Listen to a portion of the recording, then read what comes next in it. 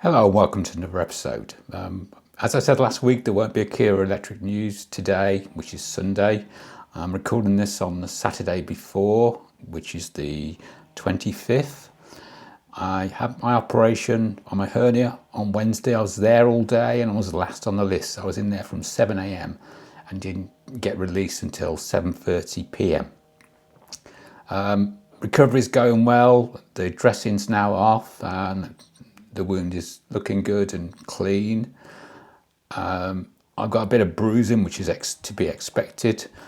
I feel tired, but probably because I've not slept very well.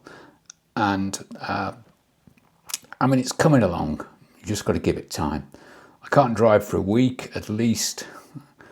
And I should be able to, but I probably won't. My wife's doing the bulk of the driving at the moment. Well, she's doing all of the driving. I've got one piece of news which I'm going to cover today, which I don't think it can wait till next week, but I wanted to just do a little bit quickly. This is to do with the What Car Reliability Survey for 2025. If you remember a few weeks back, I did one of the most unreliable cars, and the Ioniq 5 came out very badly out of that. Yet the EV6 was left unscathed. Anyway,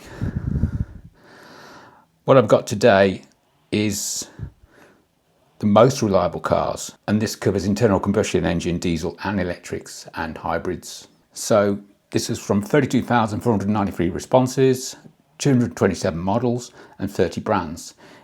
I can't find the exact detail on how many of certain models were actually covered. I've had a dig and I cannot find it. It says go to the What Car website, but whether you've got to be a subscriber, I don't know. Basically, they asked the question, has it let you down? In what way? What did it cost? And how long did it take? And then they figured out this reliability rating. Now, I'm not saying this is completely scientific. As I said before, you get confirmation bias. Some people usually complain more if they've got issues with their cars, and that can push down the reliability rating. That could explain the Ioniq 5 problems, but to be fair, there's quite a lot of ICCU issues on 2021 onwards, Ioniq 5s and EV6s, so I think it's probably accurate. Anyway, I'm going to cover the top 10. So at number 10 was a Hyundai Kona Hybrid. There's some electric in there. It doesn't actually split out the EVs, but it says the hybrid was the most reliable, with a reliability score of 98.7%. And then just below that, at number 9, was the Kia Niro PHEV at 98.957%. Then as I work my way down the list, at 8, you've got the Porsche Macan. At 7, you've got the VW T-Roc. At 6, you've got the Toyota RAV4.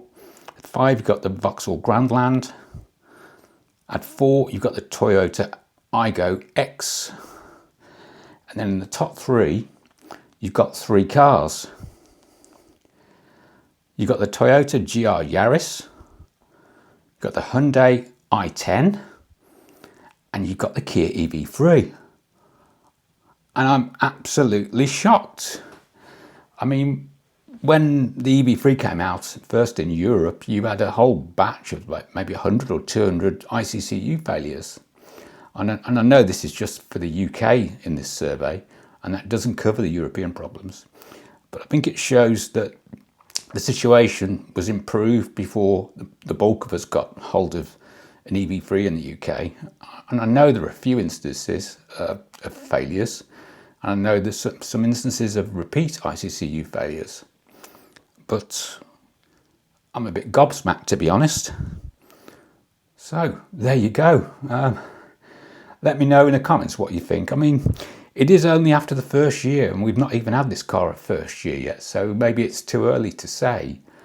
But it'd be interesting to see where we are in maybe 1 full year or 2 years, whether or not we'll get any of the ICCU failures we had in the EV6 and the Ioniq 5s. But at the moment, it ain't looking too bad. Anyway, that's my short bit for this week.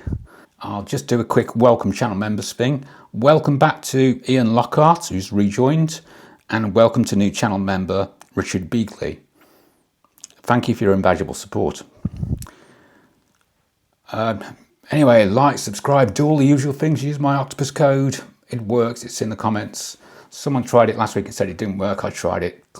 It just works. So also now you can join as a member with the iOS version of the YouTube app. You didn't used to be able to, but I think you can now.